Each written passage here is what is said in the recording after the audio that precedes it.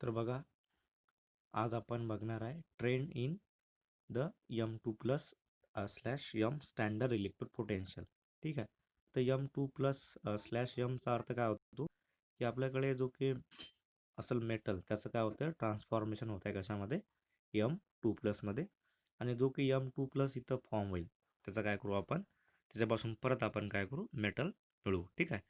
तर याला म्हणतो आपण रिडक्शन पोटेन्शियल. ठीक आहे. तर हे आपल्याकडे स्टँडर्ड इलेक्ट्रोड पोटेन्शियल. ठीक आहे. तर हे लक्षात घ्यायचं इथं. याचा अर्थ असा होतो की इथं M2+ पासून आपल्याला काय मिळत आहे, यम मिळत आहे, म्हणजे इथं रिडक्शन होत आहे. मग जेव्हा रिडक्शन होईल तिथं तेव्हा त्याला काहीतरी पोटेन्शियल बसेल व्होल्टमध्ये. ठीक आहे. ते आपण नंतर बघू पुढं. आता बघा table 8.4 content the thermochemical parameter. तर टेबल जो 8.4 आहे आपल्याकडे, आपण नंतर बघू त्याला. त्याच्यामध्ये काही आपल्याला दिलेला आहे थर्मोकेमिकल डाटा किंवा पॅरामीटर आपल्याला दिलेले आहे related to the transformation of. आता त्या टेबलमध्ये तुम्हाला काय सांगितलेलं आहे की transformation of solid metal atom to M2+ ion. तर आपल्याला पहिले आधी M2+ आयन्स तयार करावं लागतील. ठीक आहे. आपल्याकडे जो की मेटल आहे त्याच्यापासून आपल्याला काय करावं लागेल, पहिले M2+ म्हणजे त्या मेटलपासून 2 इलेक्ट्रॉन लॉस करावे लागतील. ठीक आहे. मग एकदा का आपण ते 2 इलेक्ट्रॉन लॉस केले, वी गेट M2+ आयन.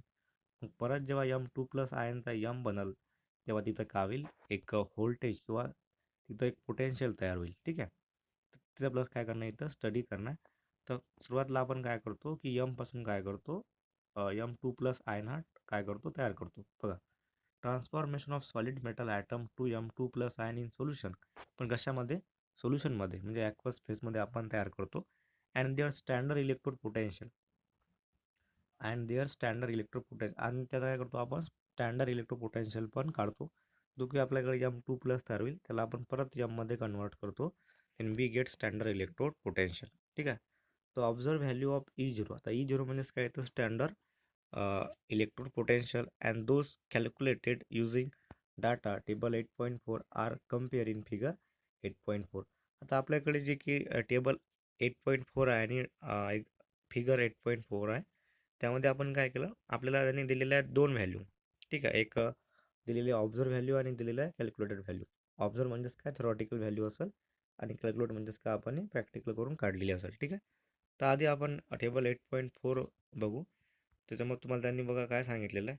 आता थोडं लक्षात घ्या इथं की टेबल 8.4 जो आहे याच्यामध्ये आपल्याला दिलेला आहे थर्मोकेमिकल डाटा आहे आपल्याकडे. Thermochemical data for the first row transition element and the standard electrode potential for the reduction of M2+2 म्हणजे इथं काय इज अ रिडक्शन पोटेन्शियल, त्याला आपण म्हणतो स्टँडर्ड रिडक्शन पोटेन्शियल आपल्याला दिलेलं आहे. ठीक आहे. मग आता हा टेबल समजून घ्या. आपल्याला एलिमेंट दिलेलं आहे इथं स्कॅन्डियमपासून ते झिंकपर्यंत. त्याच्यामध्ये त्यांनी स्कॅन्डियम घेतला नाही कारण त्याला खूपच लो व्हॅल्यू आहे. ठीक आहे. ओके. मग आता इथं बघा पहिला जो कॉलम आहे डेल AH निगेटिव्ह यम म्हणजेच काय आपला मेटल. ठीक आहे. इथं हे सर्व मेटल आहे TI पासून ते ZN पर्यंत. मग आता हे जे की इथं डेल AH निगेटिव्ह तुम्हाला दिलेलं आहे, it is called as एन्थॅल्पी of ॲटोमायझेशन. म्हणजे टिटॅनियम मेटल आपल्याकडे आहे त्याचे ॲटम वेगळे करण्यासाठी, या मेटलपासून ॲटम वेगळे करण्यासाठी तुम्हाला किती एनर्जी लागेल, तर ते म्हणजेच एन्थॅल्पी ऑफ ॲटोमायझेशन. तर एन्थॅल्पी ऑफ ॲटोमायझेशन तुम्हाला दिलेली आहे. हा कॉलम एन्थॅल्पी ऑफ ॲटोमायझेशनचा आहे. नंतर डेल आय H1 म्हणजे हे पहिली एन्थॅल्पी आहे. This is the first ionization enthalpy. हे आहे सेकंड आयोनायझेशन एन्थॅल्पी. आणि ह्या हीट ऑफ हायड्रेशन किंवा एन्थॅल्पी ऑफ हायड्रेशन. हे काय एन्थॅल्पी ऑफ हायड्रेशन.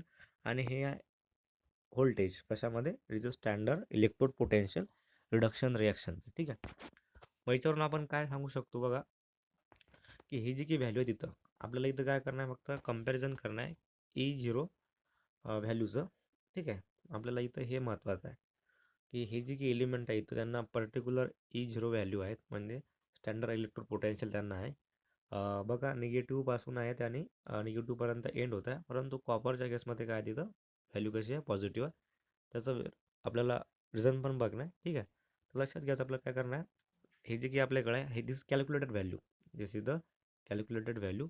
आणि जी की आपल्याकडे ऑब्झर्व व्हॅल्यू होती त्यांचा आपण एक ग्राफ काढला, तो फिगर 8.4 त्यांनी आपल्याला दिलेला आहे. ठीक आहे. मग आता आपण ग्राफकडे जाऊ. तर हे काय, this is a calculated value of E0 for this element. ठीक आहे. मग एलिमेंटचं जर आपल्याला काय करणार आहे, त्याच्यापासून पहिले M2+ तयार केला आपण. ठीक आहे. M2+ तयार केला. नंतर आपण त्यांचे व्हॅल्यू ठरवल्या. ठीक आहे, हे लक्षात घ्यायचं की डायरेक्ट आपण त्याची टिटॅनियमची किंवा बाकीच्या एलिमेंटची E0 V ची व्हॅल्यू काढू शकत नाही. त्याला आपण काय करायला पहिले M2मध्ये कन्वर्ट केलं, M2+मध्ये. ठीक आहे, तेव्हा तिथं रिडक्शन झालं. M2+ अगेन काय झालं कन्वर्शन त्याच्या करस्पॉन्डिंग मेटलमध्ये झालं आणि वी गेट इलेक्ट्रोड पोटेन्शियल. ठीक आहे, मग आता हे इलेक्ट्रोड पोटेन्शियल आपण जे कॅल्क्युलेट केलं आणि ते की थेरॉटिकल आपल्याकडे होतं, त्यांचा एक ग्राफ काढलेला आहे इथं यांनी. ठीक आहे, मग ग्राफमध्ये बघा आता की ग्राफमध्ये व्हॅरिएशन बघा कसं आहे. ठीक आहे, ग्राफचं नाव काय आपल्या बघा ग्राफचं नाव आहे observe and calculated value for the standard electrode potential. जे की आपले 3D सिरीजचे एलिमेंट आहे त्यांचं काय केलं आपण एक कॅल्क्युलेटेड आणि ऑब्झर्व व्हॅल्यू जे की इलेक्ट्रोड पोटेन्शियल आहे त्यांचा एक ग्राफ काढला. मग एक्स ॲक्सिसला काय आपल्याकडे एलिमेंट आहे इथं सर्व आणि इकडे स्टँडर्ड पोटेन्शियल व्होल्टमध्ये. मग बघा स्टँडर्ड पोटेन्शियल कशामध्ये हे निगेटिव्हपासून पॉझिटिव्हकडे. ठीक आहे, निगेटिव्हपासून पॉझिटिव्हकडे. तर तुम्हाला इथं एक गोष्ट लक्षात येईल, हे जे लाल आहे ते म्हणजे ऑब्झर्व व्हॅल्यू आणि हिरवं म्हणजेच काय असेल कॅल्क्युलेटेड व्हॅल्यू. तर बहुतांश ठिकाणी ऑब्झर्व व्हॅल्यू आणि कॅल्क्युलेटेड व्हॅल्यू सारखी आहे, परंतु जे की हे केस आहे बघा याच्यामध्ये की आपल्याला दिसते इथं in case of cobalt, nickel आणि झिंकच्या केसमध्ये ते कसे व्हॅल्यू आहे हे कॅल्क्युलेटेड व्हॅल्यू आणि ऑब्झर्व व्हॅल्यू दोघांमध्ये का थोडाफार फरक आहे. ठीक आहे, तर हे कसं हे पण आपल्याला इथं डिस्कस करणं आहे. ठीक आहे, मग आपल्याला ग्राफ समजला. आता ग्राफमध्ये तुम्हाला काय सांगितलेलं जस्ट मी सांगितलेलं आहे की ऑब्झर्व व्हॅल्यू आपल्याकडे जे होती आणि आपण जे कॅल्क्युलेट केली त्यांच्यामध्ये कसं व्हॅरिएशन आहे आणि ग्राफ कसा आहे हा इरेग्युलर आहे. ठीक आहे, त्याच्यामध्ये फक्त एकच एलिमेंट असा आहे फॉर एक्झाम्पल कॉपर, त्याला काय व्हेरी हाय व्हॅल्यू आहे कशाची इलेक्ट्रोड पोटेन्शियलची. कशी आहे ती व्हॅल्यू पॉझिटिव्ह आहे. ठीक आहे, आणि आपल्याला आणखीन एक गोष्ट माहीत असते की जर इलेक्ट्रोड पोटेन्शियलची व्हॅल्यू कशी असेल पॉझिटिव्ह असेल तो कसा असतो it is less reducing agent. म्हणजे तो काय होईल रिड्यूस म्हणजेच काय होता होईल तो ऑक्सिडाइज म्हणजे इलेक्ट्रॉन लवकर लॉस करणार नाही. आणि जेव्हा व्हॅल्यू कशी राहते जास्त निगेटिव्ह राहते तेव्हा तो असतो मोर रिड्युसिंग एजंट. ठीक आहे, तर हे आपल्याला माहीत आहे आणि ते लक्षात ठेवायचं. ठीक आहे, ओके. म्हणजे काय ज्याची व्हॅल्यू कशी असेल जास्त निगेटिव्ह असेल तर काय असेल मोर रिड्युसिंग एजंट. ठीक आहे, मग आता बघा इथं व्हॅल्यू जास्त कोणाची आहे, इथं व्हॅल्यू जास्त आपल्याकडे व्हॅनेडियमची आहे. ती जवळपास sorry in case of titanium value value किती आहे -1.5. मग तो कसा असेल तो असेल मोर रिड्युसिंग एजंट म्हणजे काय येईल होता लवकर ऑक्सिडाइज होईल. ठीक आहे, बरोबर आहे. तर पुढे बघा आणि इन केस ऑफ झिंक आपण जर बघितलं इन केस ऑफ कॉपर जर बघितलं आपण त्याला काय व्हॅल्यू कशी पॉझिटिव्ह आहे म्हणजे कसा असेल तो लेस रिड्युसिंग एजंटचं काय करेल तो प्रॉपर्टी दाखवल. लेस रिड्युसिंग म्हणजेच काय तो लवकर इलेक्ट्रॉन काय करणार नाही लॉस करणार नाही. ठीक आहे, आता पुढे बघा आता जे आपल्याकडे थेअरी आहे ते बघू आपण की बघा the unique behaviour of C U. आता आपण ग्राफमध्ये बघितलं the unique behaviour of C U having a positive E0 E value account for its inability to liberate H2 from acid. आता हे लक्षात ठेवायचं एक गोष्ट इथं की सी यूला का बरं पॉझिटिव्ह व्हॅल्यू आहे. तर त्याला दोन कारणं आहे लक्षात घ्यायचं की तो जो की सी यू आहे आपण काय म्हटलं हा कसा आहे लेस रिड्युसिंग एजंट म्हणजे तो काय होईल स्वतः इलेक्ट्रॉन लॉस करणार नाही लवकर. ठीक आहे, लेस रिड्युसिंग म्हणजे लेस तो लवकर इलेक्ट्रॉन लॉस करणार नाही. मग याच्यामुळे काय होते हॅविंग त्याला काय जास्त E0 कशी व्हॅल्यू आहे पॉझिटिव्ह आहे. ठीक आहे, पुढं its inability to liberate H2 from acid आणि हा काय करत नाही जे की आपण याला ॲसिडसोबत कंबाईन करू या सी यूला तेव्हा तो त्या ॲसिडमधला H2 गॅस हा बाहेर काढत नाही. आता H2 गॅस बाहेर केव्हा काढत जेव्हा हा सी यू इलेक्ट्रॉन देईल तेव्हा. परंतु आपण काय म्हटलं लेस रिड्युसिंग आहे म्हणजे तो इलेक्ट्रॉन लवकर काय करणार नाही लॉस करणार नाही. ठीक आहे, परंतु जो की हाय रिड्युसिंग असेल तो लवकर इलेक्ट्रॉन देईल. परंतु सी यू कसा आहे हा सी यू आहे लेस रिड्युसिंग तो लवकर इलेक्ट्रॉन देणार नाही. लवकर जर इलेक्ट्रॉन दिले नाही तर त्यांना कोणी दुसरं घेणार नाही. ॲसिडमध्ये नेहमी हायड्रोजन राहतात सहसा करून. मग इलेक्ट्रॉन जर हा देत नसेल तर H2 गॅस पण तिथून रिमूव्ह होणार नाही. ठीक आहे, inability to liberate H2 from acid. ठीक आहे, आता पुढं बघा ओनली ऑक्सिडायझिंग ॲसिड. मग आता कॉपरसोबत कोण रिॲक्शन दाखवते तर only oxidising acid. For example जर आपण घेतलं nitric and hot concentrate sulphuric acid react with the C U. तर सी यूसोबत फक्त नायट्रिक ॲसिड आणि कॉन्सन्ट्रेट सल्फ्युरिक ॲसिड रिॲक्ट होतात. ठीक आहे, तसं लक्षात ठेवायचं इथं की सी यू काय करत नाही त्याला पॉझिटिव्ह व्हॅल्यू आहे. ठीक आहे, तो कसा आहे लेस रिड्युसिंग प्रॉपर्टी दाखवतो त्याच्यामुळे तो H2 गॅस लिबरेट करत नाही आणि तो फक्त नायट्रिक ॲसिडसोबत आणि कॉन्सन्ट्रेट सल्फ्युरिक ॲसिडसोबतच काय होतो रिॲक्ट होतो. ओके. मग पुढं आणखीन असं आहे react with the C U the acid being reduce. तर जेव्हा ॲसिड सीयूसोबत रिॲक्ट होतील ते ॲसिड काय रिड्यूस म्हणजे ॲसिड काय करेल इलेक्ट्रॉन स्वतःकडे घेईल. तसं बघितलं आपण की सीयू इलेक्ट्रॉन तर देत नाही, परंतु थोड्या प्रमाणात तो इलेक्ट्रॉन देतो आणि ते कोण इलेक्ट्रॉन घेईल ते ॲसिड इलेक्ट्रॉन घेऊन घेतील. ठीक आहे, म्हणजे इथं काय होईल ॲसिड हे काय होतील रिड्यूस, इथे काय होतील त्यांनी इलेक्ट्रॉन घेतील. ॲसिड रिड्यूस म्हणजेच काय त्यांनी इलेक्ट्रॉन स्वतःकडे घेतले, त्याला आपण म्हणतो ते रिड्यूस झाले. ओके. पुढं नंतर द हाय एनर्जी. आता हा नवीन कन्सेप्ट बघा, हे लक्षात ठेवायचं. The high energy to transform Cu to Cu2 plus aqueous it not balance by its hydration enthalpy. आता याचा अर्थ काय होतो की दुसरं कारण जे असं आहे की का बरं सीयूला जास्त इलेक्ट्रोड पोटॅशियमची व्हॅल्यू आहे. दुसरं कारण आपल्याकडे ते असं आहे ते आपण सांगू शकतो from their enthalpy of hydration and ionisation एनर्जीवर. मग आता बघा आता जर आपण ट्रान्सफर करण्याचं ठरवलं कशाला CuSला Cu2 प्लसमध्ये, तर आपल्याला दोन गोष्टी तर करावं लागेल की CuS जो आहे हा कसा आहे मेटल आहे, त्याला आधी कन्वर्ट करायला लागेल गॅसमध्ये. ठीक आहे, म्हणजे त्याच्यापासून त्याचे ॲटम वेगळे करायला लागेल, त्याला असेल काही एन्थाल्पी ऑफ ॲटोमायझेशन. ते केलं आपण, तो गॅसमध्ये आला. ठीक आहे, मग जेव्हा तो गॅसमध्ये येईल तेव्हा आपल्याला जर अप्लाय करावं लागेल आयोनायझेशन एनर्जी. मग तो काय होईल तर Cu प्लसमध्ये येईल, तेव्हा असेल त्याला फर्स्ट आयोनायझेशन एन्थाल्पी. जेव्हा Cu+ आला तेव्हा अगेन त्याला आपल्याला काय करावं लागेल Cu2+ कन्वर्ट करावं लागेल दुसरा इलेक्ट्रॉन लॉस करून. तेव्हा ज्याला एनर्जी लागेल त्याला आपण म्हणू सेकंड आयोनायझेशन एनर्जी. जेव्हा हा Cu2+ हा कशामध्ये सध्या गॅसमध्ये आहे, त्याला आपण काय करू वॉटरमध्ये डिझॉल्व करू, तेव्हा तो Cu2+ गॅसपासून काय होईल Cu2+ ॲक्वस होईल. ठीक आहे, म्हणजे आपण काय केलं इथं त्याला पहिले ॲटोमायझेशन केलं त्याचं, त्याला गॅसमध्ये आणलं, त्यातून 2 इलेक्ट्रॉन लॉस केले आणि त्याला परत Cu2+ला काय केलं पाण्यामध्ये टाकलं. ठीक आहे, मग जेव्हा आपण याला पाण्यामध्ये टाकून तेव्हा त्याचा Cu2+ ॲक्वस हा तयार होईल. म्हणजे पासून Cu2+ ॲक्वस तयार होणं म्हणजे सोपी गोष्ट नाही. त्याच्यामध्ये 3 गोष्टी इन्व्हॉल्व आहेत. एक पहिले ॲटोमायझेशन, 2 आयनायझेशन एनर्जी आणि नंतर एन्थाल्पी ऑफ हायड्रेशन. तर या 3 गोष्टीचा तुम्हाला इथे विचार करावा लागेल. ठीक आहे, ओके. मग आता आपण जर याचा विचार केला की याची जी की एन्थाल्पी ऑफ हायड्रेशन आहे आणि जे की फर्स्ट 2 व्हॅल्यू आहेत आईच्या, दोघांची कंपॅरिझन जर केली तर एन्थाल्पी ऑफ हायड्रेशन त्याला काही बॅलन्स करत नाही. ठीक आहे, तुम्हाला दिलेलं इथं बघा it is not balance by its hydration enthalpy. जे की फर्स्ट आणि सेकंड इथं एन्थाल्पी तुम्हाला दिलेली आहे कॉपरच्या केसमध्ये. बघा इथं कॉपर आपल्याकडे आहे, कॉपरच्या केसमध्ये ही आहे तुमची पहिली आई आणि ही आहे दुसरी आई. ठीक आहे, तर यांची व्हॅल्यू जी आहे दोघांची जर आपण बेरीज केली तर खूप जास्त येते. ठीक आहे, आणि त्याला बॅलन्स करण्यासाठी हे आपल्याकडे एन्थाल्पी ऑफ हायड्रेशन.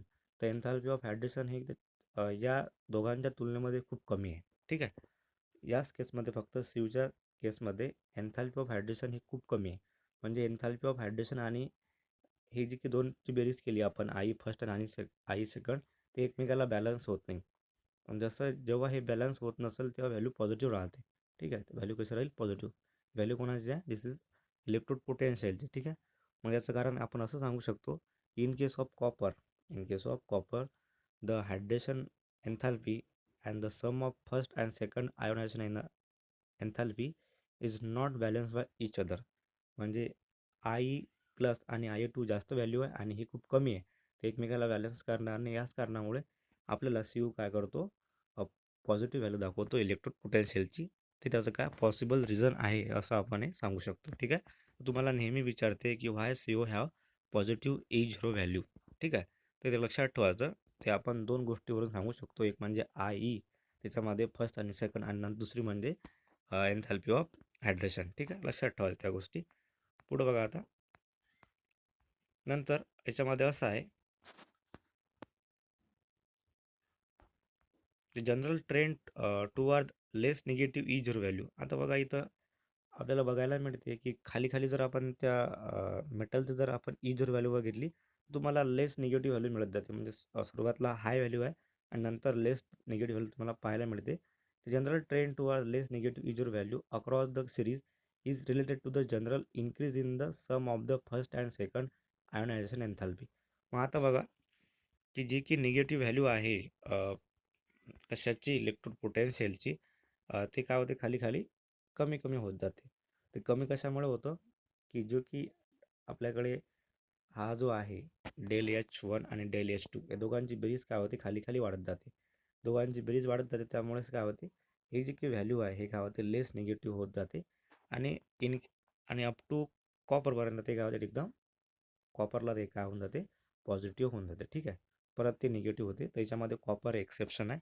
लक्षात ठेवायचं आई हे जे की आई फर्स्ट आहे आणि सेकंड आहे दोघांची बेरीज जशी जशी वाढत जाईल तसं काय होईल हे व्हॅल्यू कशी होत जाईल लेस निगेटिव्ह होत जाईल. परंतु कॉपरच्या लागा एक्सेप्शन आहे. ठीक आहे. ते लक्षात ठेवाच तिथं. परत पुढे बघा आता आता याच्यामध्ये आणखीन पण काही ॲबनॉर्मॅलिटीज आहेत. तर इन केस ऑफ आपण बघितलं की निकेल, कॉपर आणि झिंक यांच्यामध्ये पण तुम्हाला काही व्हॅरिएशन बघायला मिळतात ऑब्झर्व व्हॅल्यूमध्ये आणि कॅल्क्युलेट व्हॅल्यूमध्ये. तर त्याचं कारण पण आपल्याला इथे दिलेलं आहे बघा. General trend toward less negative E0 value across the series is related to the general increase in the sum of first and second Anderson enthalpy हे बघितलं आपण. It is interesting to note that the value of E0 for Mn, nickel and zinc are more negative than expected from the trend. आता जे की value बघितली आपण Mn, nickel आणि झिंकच्या त्या कशा त्या थोड्या कमी आहेत आणि जे की आपण कॅल्क्युलेट केलेल्या आहेत ते कशा बघा ते कशा जास्त आहे. जास्त म्हणजे कशा जास्त निगेटिव्ह आहे. ठीक आहे. Value of E0 for Mn, nickel and zinc are more negative त्या व्हॅल्यू आहेत. जास्त म्हणजेच काय इथं मोर निगेटिव्हचा कन्सेप्ट आहे. ठीक आहे. मोर निगेटिव्ह दॅन एक्सपेक्टेड. मग त्या मोर निगेटिव्ह का बरं आहे त्याचं पण कारण आहे बघा. त्याचं कारण असं आहे हे बघा. The stability of the half field D subshell in Mn2+. आता Mn2+ जो आहे आपण Mn2+चा विचार करता येते कारण आपल्याकडे CuM2+चा कन्सेप्ट आहे. Mn म्हणजेच काय मॅग्नीज 2+ आपल्याकडे आहे. त्याच्याकडे जर आपण डी सेल बघितली तर कशी आहे एकदम हाफ फील्ड आहे. आणि आपण Zn2+ बघितलं त्याच्याकडे पण काय फील्ड D10 कॉन्फिगरेशन आहे. ठीक आहे. त्याच्यामुळे are related to the E0 value त्यांच्यामुळे त्या काय होतं त्यांची E0 व्हॅल्यू काय येते हे कशी येते जास्त निगेटिव्ह येते. ठीक आहे. Where as E0 for N is related to the highest negative hydration. आणि जे की आपल्याकडे एन आहे त्याची निगेटिव्ह व्हॅल्यू कशामुळे कारण त्याला खूप जास्त एन्थाल्पी ऑफ हायड्रेशन आहे बाकी सर्व एलिमेंटपेक्षा. सर्वांची जर बघितली आपण सर्वांची कशी आहे कमी आहे. फक्त निकेल आणि कॉपरला सारखी आहे. त्यामध्ये कॉपर पॉझिटिव्ह आहे निकेल कसं आहे निगेटिव्ह आहे. ठीक आहे. निकेल कसं आहे निगेटिव्ह E0 व्हॅल्यू आणि कॉपरची पॉझिटिव्ह आहे. परंतु लक्षात घ्यायचं की Mn का बरं दाखवतो कारण Mn2+ जेव्हा होईल तेव्हा त्याचं काय होईल half field stable electronic configuration होईल. आणि जेव्हा Zn2+ तयार होईल तेव्हा त्याचं काय होईल D10 स्टेबल इलेक्ट्रॉनिक कन्फिग्रेशन तयार होईल. आणि त्यांचे जे की व्हॅल्यू आहेत कशाच्या E0च्या ते कशा असतील मग जास्त निगेटिव्ह असेल. ठीक आहे. तर हे त्याचं काय मेन कारण आहे. त्याचप्रमाणे निकेलचं पण तेच कारण राहील. ठीक आहे. तर दिस इज अबाउट द जो की आपण बघितलं व्हॅल्यू कशाच्या ट्रेंड जो आहे Mn2+चं कन्व्हर्शन यममध्ये किंवा यमचं कन्व्हर्शन Mn2+मध्ये आपण बघितलं तर हा ट्रेंड त्याच्यामध्ये फॉलो होतो. ठीक आहे. त्याच्यामध्ये लक्षात ठेवायचं फक्त एक एक्झाम्पल जे कॉपरचं तुम्हाला मी सांगितलं. जर तुम्हाला क्वेश्चन नेहमी विचारण्यात येतो की कॉपरला का बरं जे की E0 व्हॅल्यू आहे ती कशी आहे पॉझिटिव्ह आहे. ठीक आहे. त्याच्यावर थोडं लक्ष द्यायचं. ओके. आता पुढं बघा तुम्हाला इंटेक्स क्वेश्चन दिलेला आहे की व्हाय Cr2+ reducing and Mn3+ oxidising when both have D4 configuration. आता D4 कॉन्फिगरेशन दोघांचा आहे. Cr2+ जर आपण घेतला तर त्याच्यामध्ये पण D4 कॉन्फिगरेशन येते आणि Mn3+ जर घेतला आपण त्याच्यामध्ये पण D4 कॉन्फिगरेशन येते. तरी पण त्यांचं असं म्हणणं आहे की Cr2 हा कसा आहे रिड्युसिंग आणि Mn3+ कसा आहे हा ऑक्सिडायझिंग आहे. आता बघा रिड्युसिंग म्हणजेच काय असते स्वतः रिड्युसिंग एजंट स्वतः का होईल तो ऑक्सिडायझ म्हणजे इलेक्ट्रॉन लॉस करत. ठीक आहे. मग आता बघायचं उत्तर काय Cr2+ is reducing as its configuration changes from D4 to D3. मग आता बघा रिड्युसिंग म्हणजे स्वतः ऑक्सिडाइज होईल. आता जर आपण Cr2 बघितला तर त्याचं कॉन्फिगरेशन कसं आहे हे असं आहे 1 2 3 4 5 त्याच्यामध्ये 4 इलेक्ट्रॉन आहे 1 2 3 4. ठीक आहे. मग 4 इलेक्ट्रॉन त्याच्याकडे आहे तर तो काय होतो 4 इलेक्ट्रॉनचं काय होते कन्व्हर्शन होते D3मध्ये. ठीक आहे, कशामध्ये होते D3मध्ये. मग आता Cr2कडे त्यानं काय केलं, रिड्युसिंग कॅरेक्टर दाखवते तो, आणि नंतर तो बनला D3. त्याच्याकडे 5 आहेत ऑर्बिटल, 1 2 3 4 5. ठीक आहे, त्याच्याकडे आता डीमध्ये 3 इलेक्ट्रॉन आहेत. ठीक आहे, later having the half fill T2G level. आता बघा क्रोमियमच्या केसमध्ये तो +2मध्ये स्टेबल आहे, तर त्याच्याकडे डीमध्ये 3 इलेक्ट्रॉन आहेत. आता इथं T2G काय भानगड आहे, तर बघा हे तुम्हाला चॅप्टर 9मध्ये शिकायला मिळेल, पण त्याच्यात तुम्हाला मी सांगतो की सिम्पलमध्ये सांगतो की आपल्याकडे जी की डी ऑर्बिटल राहते त्याच्यामध्ये असतात 5 ऑर्बिटल्स, 1 2 3 4 5. तर 5चं होते स्प्लिटिंग. ठीक आहे, 2 सेटमध्ये याचं स्प्लिटिंग होते. एक T2G राहतो आणि EG राहतो. T2G म्हणजे खालचे ऑर्बिटल आणि EG म्हणजे वरचे ऑर्बिटल. याला म्हणतो आपण T2G. हे काय T2G आणि हे आहे EG. हे त्यांचे नाव आहे. ठीक आहे, मग आता आपल्याकडे बघा Cr2+कडे 3 इलेक्ट्रॉन आहेत. तर इलेक्ट्रॉन याच्यामध्ये भरायचे कसे, तर 3 इलेक्ट्रॉन पहिले सिंगल सिंगल खाली एक एक भरायचा. ठीक आहे, म्हणजे 3च्या 3ही इलेक्ट्रॉन कुठं आले T2Gमध्ये आले. जर इथं 5 इलेक्ट्रॉन असते तर पहिले आपण 3 खाली भरले असते, नंतर परत 2 वर भरले असते. 6 असते तर परत आपण खाली आलो असतो. तर हे T2G आणि EG इथं तयार होते केव्हा, जेव्हा काय होईल स्प्लिटिंग होईल कोणाचं, डी ऑर्बिटलचं. म्हणजे जेव्हा डी ऑर्बिटलचं स्प्लिटिंग होते 2 ग्रुपमध्ये T2G आणि EG, त्याच्यामध्ये जर आपण इलेक्ट्रॉन बघितले तर Cr2+मध्ये 3च्या 3ही इलेक्ट्रॉन हे T2Gमध्ये राहतात. आणि T2Gमध्ये इलेक्ट्रॉन राहणं म्हणजे स्टेबल कंडिशन राहते, लक्षात ठेवा. EGमध्ये स्टेबल नाही आहे, T2Gमध्ये स्टेबल आहे, कारण ते लो एनर्जीला आणि EG हाय एनर्जीला आहे. हे जे की बघितलं आपण डी ऑर्बिटल, इथं सगळ्यांची एनर्जी सारखी आहे, परंतु जेव्हा स्प्लिटिंग होईल तेव्हा दोघांमध्ये एनर्जीचा डिफरन्स येतो. T2G हे लो एनर्जी राहते आणि EG हाय एनर्जी राहते. ठीक आहे, मग Cr2+मध्ये जे काही इलेक्ट्रॉन आहेत डीमध्ये 3, ते T2Gमध्ये राहतात. त्याच्यामुळे त्यांना एनर्जी कमी आहे, म्हणून ते कशा स्टेबल आहे. ओके, त्याचं रिझन हे आहे. म्हणून काय करतो की क्रोमियम काय करतो, एक इलेक्ट्रॉन लॉस करतो, कशासाठी, स्टेबल इलेक्ट्रॉनिक कॉन्फिगरेशन ॲक्वायर करण्यासाठी. म्हणून मग इलेक्ट्रॉन लॉस करणं म्हणजेच काय असेल, मग इट इज रिड्युसिंग एजंट. तो कसा आहे, रिड्युसिंग एजंट आहे. ओके, ते त्याचं काय होईल, ॲन्सर होईल. नंतर आता दुसरं आपण जर बघितलं की Mn3+. On other hand the change from Mn3 to Mn2. Mn कसा आहे, हा ऑक्सिडायझिंग एजंट, म्हणजे तो इलेक्ट्रॉन काय करेल, गेन करेल. म्हणजे Mn3 जर आपल्याकडे होता, त्यानं इलेक्ट्रॉन गेन केला, तो काय होतो, Mn2+ होतो. मग Mn2+ जेव्हा होईल तेव्हा त्याच्याकडे काय येईल रे, त्याच्याकडे D+ इलेक्ट्रॉनिक कॉन्फिगरेशन येईल. ठीक आहे, D+ म्हणजेच काय, सॉरी D+ नाही, D5 इलेक्ट्रॉनिक कॉन्फिगरेशन त्याच्याकडे येईल. D5 म्हणजेच काय, स्टेबल असेल, आणि D5ला काय असेल, एक्स्ट्रा स्टॅबिलिटी त्याच्याकडे असेल. तर हे होत त्याचं कारण. ते लक्षात ठेवायचं. T2G म्हणजेच काय, हे डी ऑर्बिटलचाच पार्ट आहे तो. डी ऑर्बिटल जेव्हा काय होईल, स्प्लिट होईल, तेव्हा त्याचे 2 पार्ट बनतात, T2G आणि EG. T2Gमध्ये इलेक्ट्रॉन जर गेले तर स्टेबल राहतात, EGमध्ये अनस्टेबल राहतात ते. ठीक आहे, ते लक्षात ठेवायचं इथं. दिस इज एक्झाम्पल 8.4. आपला इंटरेस्ट क्वेश्चन जो आहे 8.4, तो तुम्हाला मी ऑलरेडी सांगितलेला आहे. तुम्हाला विचारलेलं आहे की why M2+M value for copper is positive, what is the possible reason for this. तर तुम्हाला सांगितलेलं आहे मी, आपण हे सांगू शकतो on the basis of high atomization energy आणि लो व्हॅल्यू ऑफ हायड्रेशन. ते बॅलन्स होत नाही, तुम्हाला सांगितलेलं आहे मी. त्याच्यावरून आपण सांगू शकतो की त्याला पॉझिटिव्ह व्हॅल्यू ऑफ कॉपरला कशाची, त्याला आपण म्हणतो पोटेन्शियलचे. ठीक आहे, this is about the trend जो बघितला आपण इन M2+ आणि M स्टँडर्ड इलेक्ट्रोड पोटेन्शियलचा. ठीक आहे, थोडा किचकट भाग आहे हा, थोडा समजून घ्यायचा. ठीक आहे, जे की आपल्याला टेबल दिलेलं आहे, तर हे 2 टेबल महत्त्वाचे आहे. याच्यावरून आपण सांगू शकतो की कोणाला कॉपरला पॉझिटिव्ह व्हॅल्यू का बरं येते. ठीक आहे, आता जो की पुढचा पॉईंट आहे, trend in M3+, M2+ standard electrode potential, हे पण आपण इथं बघू आणि आपण काय करू, नंतर स्टॉप करू. ठीक आहे, तर बघा ट्रेंड. आता जसं आपण M2+ आणि Mचं बघितलं, आता M3+ आणि M2+मध्ये जे की स्टँडर्ड इलेक्ट्रोड पोटेन्शियल आहे, त्यांच्यामध्ये काय संबंध आहे ते बघा. तर M3+ M2+चा अर्थ असा होते, इथं काय केलं, M3+ जो आहे त्यानं काय केले, एक इलेक्ट्रॉन स्वतःकडे घेतला आणि तो काय बनला, M2+ बनला. इथं पण काय होतं, रिडक्शन होत आहे. It is also the reduction potential.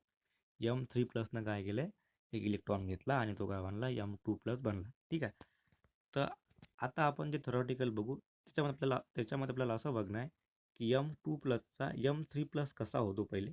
ठीक आहे. ओके, मग बघा, an examination for the E0 for M3+ /M2+. तर याचा अर्थ लक्षात घ्या तुम्ही की इथं काय होतं आहे की M3+ हा इलेक्ट्रॉन घेत आहे आणि M2+ मध्ये जात आहे. परंतु M3+ तयार करण्यासाठी आपल्याला M2+ पासून इलेक्ट्रॉन काढावं लागेल. तर त्याच्या आधी आपल्याला M2+ हा तयार करावा लागेल. ठीक आहे. तर बघा, value table 8.2 show the varying trend. The low value for scandium reflect the stability of scandium 3+ which has a noble gas configuration. मग आता स्कॅन्डियम जर आपण 3+ जर बघितला, तो इझिली इलेक्ट्रॉन लॉस करेल. ठीक आहे. कशामुळं? कारण जेव्हा तो इलेक्ट्रॉन लॉस करेल तेव्हा तो स्टेबल होईल. कारण त्याचं कॉईल स्टेबल इलेक्ट्रॉनिक नोबेल गॅससारखं कॉन्फिगरेशन येईल. ठीक आहे, ते बघू आपण. And the highest value for zinc is due to the removal of an electron from the stable D10. तर झिंक 2+ आपल्याकडे आहे. आपल्याला झिंक 3+ तयार करायचा आहे. तर 2+मध्ये तर सर्व इलेक्ट्रॉन पेअर असतात. D10 कॉन्फिगरेशन आहे त्यांचं. तर D10मधून इलेक्ट्रॉन काढणं म्हणजेच काय, हे खूप कठीण काम आहे. म्हणून त्याला काय असेल, M3+ तयार करायचं जर असेल त्याला खूप जास्त आपल्याला एनर्जी द्यावं लागेल. ठीक आहे. Okay, the comparatively high value of Mn show that Mn2+ is particularly stable. त्याचप्रमाणे जर आपल्या Mn2+ पासून Mn3+ तयार करायचा असेल तर Mn2+कडे पण काय D5 इलेक्ट्रॉनिक कॉन्फिगरेशन आहे. त्याच्यापासून पण इलेक्ट्रॉन काढणं सोपी गोष्ट नाही, कारण तो पण स्टेबल आहे. त्याला पण हाय व्हॅल्यू असेल कशाची, M3+ तयार करण्यासाठी. नंतर various comparatively lower value of Fe show the extra stability of Fe3+. परंतु जो की Fe आहे तो काय करतो, लवकर इलेक्ट्रॉन लॉस करतो आणि त्याला व्हॅल्यू कशी आहे, लो आहे. तो लवकर Fe3+ बनतो. म्हणजे Fe2+ जो आपल्याकडे होता तो लवकर Fe3+ का बरं बनतो, कारण त्याला स्टेबल D5 कॉन्फिगरेशन अटेंड करायचं असते. ठीक आहे. म्हणून तो काय करतो, लवकर इलेक्ट्रॉन लॉस करतो. त्याच्यामुळे त्याला काय, त्याची स्टॅबिलिटी पण कशी आहे, सॉरी, त्याला काय असं लो व्हॅल्यू असेल कशाची, compare to low value for Fe, जे की व्हॅल्यू आहे E0 त्याला कशी आहे, कमी आहे. ठीक आहे. आपण सर्व इथं E0 व्हॅल्यूबद्दल बोलत आहे की झिंकला का बरं जास्त आहे, नंतर Mn2+ला का बरं जास्त आहे आणि Feला का बरं कमी आहे. त्याचप्रमाणे कम्पॅरेटिव्ह लो व्हॅल्यू जो व्हॅनाडियमची आहे हे कशामुळे आहे, तर ते आहे त्याच्या हाफ फील्ड T2G लेवल. आता आपण बघितलं व्हॅनाडियम 2+ जर बघितलं आपण T2G लेवल, T2G म्हणजेच काय असेल आपली, त्याच्यात असतात 3 इलेक्ट्रॉन आणि तिकडे काय असेल, वर असेल 2 इलेक्ट्रॉन. आता V2+ आपण विचार करू. ठीक आहे. The comparatively low value of V is related to the stability of V2+, त्याला आपण म्हणतो हाफ फील्ड T2G लेवल. तर हे आपण डिस्कस करू. त्याच्या आधी आपण काय करू, टेबल 8.2 बघू. ठीक आहे. त्याच्यामध्ये तुम्हाला जे व्हॅल्यू दिलेले आहेत, माझा टेबल 8.2मध्ये जो आहे त्याच्यामध्ये बघा आता की आपण कसं एक्सप्लेन करू शकतो. ठीक आहे. This is our table 8.2. मग आता बघा, इथं तुम्हाला दिलेलं आहे व्हॅल्यू की दिस is for M3+ to M2+. तर हे आहे स्कॅन्डियम, टिटॅनियम, व्हॅनाडियम आणि हे जी काही इकडे झिंकला तुम्हाला व्हॅल्यू दिलेली आहेत, कशा आहेत ते खूप जास्त आहेत. ते तुम्हाला याची व्हॅल्यू दिली, त्याने आकडा दिलेला नाही आहे. मग आता बघा इकडे व्हॅल्यू कशा असेल, हे जास्त असेल. मग आता इथं बघा तुम्हाला दिलेलं आहे की M3+ आणि 2+ म्हणजे जेव्हा कन्वर्शन होईल त्या व्हॅल्यू कशा आहे. आता आपण जर बघितलं इथं की जो आपल्याकडे Mn आहे आणि Fe आहे, Mn आणि Fe, हे बघा, हा आपला काम असेल स्क म्हणजे स्कॅन्डियम, टी म्हणजे टिटॅनियम, हा व्हॅनाडियम, हा क्रोमियम, हा मॅंगनीज, हा फेरस, हा कोबाल्ट. ठीक आहे. हा Mn असेल आणि हा Fe असेल. तुम्हाला हे दोघांचं लक्षात घेणं येतं की हा जो काही आपल्याकडे Mn आहे आणि Fe आहे, दोघांच्या व्हॅल्यूमध्ये तुम्हाला काय दिसतो, फरक दिसतो. हा याची +1.57 आहे आणि याची +0.77 आहे. हे कशामुळं, त्यांच्या इलेक्ट्रॉनिक कॉन्फिगरेशनवरून. Mn हा स्टेबल असतो 2+मध्ये आणि याला लवकर याला 3+मध्ये जायची घाई राहते. ती घाई म्हणजेच काय, तो लवकर काय करेल, इलेक्ट्रॉन लॉस करेल. परंतु Mn इलेक्ट्रॉन लॉस करणार नाही. ठीक आहे. म्हणून त्याला काही हाय व्हॅल्यू कशाची, इलेक्ट्रोड पोटेन्शियलची. ठीक आहे. झिंकला जास्त राहते आणि आपण जे बघितलं झिंकला जास्त राहते त्याच्यामध्ये, कारण त्याचं कसं आहे स्टेबल आहे आणि एम एलला पण जास्त राहते, परंतु एफ ईला कशी राहिली तर कमी राहील, हे लक्षात ठेवायचं. आता आपण बघितलं की व्हॅनाडियमला कशी एक लो व्हॅल्यू आहे, जो की आपल्याकडे व्हॅनाडियम आहे बघा, स्कॅन्डियम टी आहे आणि व्हॅनाडियम, त्याची व्हॅल्यू किती आहे -0.26. तर याची थोडी वाढायला पाहिजे होती, परंतु कशी आहे ते कमी आहे. मग आता हे कमी काम कशामुळं? मग आता बघा इथं की व्हॅनाडियम 2+ जो आपल्याकडे आहे, जेव्हा व्हॅनाडियमकडे 2 इलेक्ट्रॉन तो लॉस करल तेव्हा त्याच्याकडे D3 का होईल, हे D3 इलेक्ट्रॉनिक कॉन्फिगरेशन येईल. ठीक आहे, व्हॅनाडियमकडे काय येईल, D3 इलेक्ट्रॉनिक कॉन्फिगरेशन येईल. आणि D3 म्हणजेच काय असं असेल ते 1 2 3 4 5. याचं जर आपण स्प्लिटिंग केलं, व्हॅनाडियम 2+ ची गोष्ट करत आहे आपण. ठीक आहे, याला जर आपण स्प्लिट केलं तर काय होईल याच्यामध्ये, हे जी T2 जी असेल कशी असेल ते हाफ फिल. तीन बघितलं आपण T2 जी आणि जी तीन इलेक्ट्रॉन कुठे जातील, तीनच्या तिन्ही इलेक्ट्रॉन जातील कशामध्ये, आपल्या या खालच्या लेवलमध्ये. म्हणजे V2+ म्हणजे 3 इलेक्ट्रॉन आहे तर त्याच्यामुळे काय होईल, त्याचं स्प्लिटिंग होईल डी ऑर्बिटलचं आणि ते जातील T2 मध्ये, EGMT असेल. आणि T2 मध्ये जाणं म्हणजेच काय स्टेबल. आताच बघितलं आपण हेंट्री स्ट्रक्चरमध्ये ते कसं असेल स्टेबल. ठीक आहे, ओके, ते कसं आहे स्टेबल आहे, म्हणून त्याला कशी व्हॅल्यू आहे, ही लो व्हॅल्यू आहे. ओके, म्हणून तुम्हाला त्यांनी असं म्हटलेलं होतं शेवटी की व्हॅनाडियम जो आहे, व्हॅनाडियम काय करतो तुम्हाला, it shows the less negative value. बघा, तर कम्पॅरेटिव्हली लो व्हॅल्यू कशामुळे आहे मग त्याची, हा कसा आहे तो स्टेबल आहे of V2+. The comparatively low value of V is related to the stability of V2+. त्याच्यामध्ये काय हाफ T2ची लेवल कशी आहे भरलेली आहे. ठीक आहे, सांगायचा अर्थ असा की जे की व्हॅल्यू तुम्हाला दिलेली आहे M3+ आणि M2+च्या, त्या कशा होत्या इथं वाढत जात आहे. ठीक आहे, झिंकला जास्त व्हॅल्यू आहे, नंतर Mnला पण जास्त व्हॅल्यू आहे. ठीक आहे, झिंक 2+ पासून आपण इलेक्ट्रॉन काढू शकत नाही, म्हणून त्याला जास्त व्हॅल्यू आहे. आणि इन केस ऑफ Fe3+ त्याला कमी व्हॅल्यू आहे, कारण तो Fe3+ बनण्यासाठी लवकर इलेक्ट्रॉन लॉस करेल, तेव्हा तो काय बनतो, स्टेबल बनतो. आणि व्हॅनाडियमला कशी आहे, त्याला पण कशी आहे लो व्हॅल्यू आहे कशाची, त्याच्या इलेक्ट्रोड पोटेन्शियलची. तर हे लक्षात ठेवायचं. इथं हे ट्रेंड आहे कशामधले, Mn3+ आणि Mn2+. जे की आपण बघितलं वर ते होतं, सॉरी Mn नाही, M माहिती फक्त M3+ आणि M2+. आणि जे की बघितलं आपण ते होतं M+ आणि M2+. This is about the electrode पोटेन्शियलचं व्हॅरिएशन बघितलं आपण. तर नेक्स्ट लेक्चरला आपण ट्रेंड जो आहे, stability of higher oxidation state, हे बघणार आहे. ठीक आहे, तर इथं आपण आता स्टॉप करू.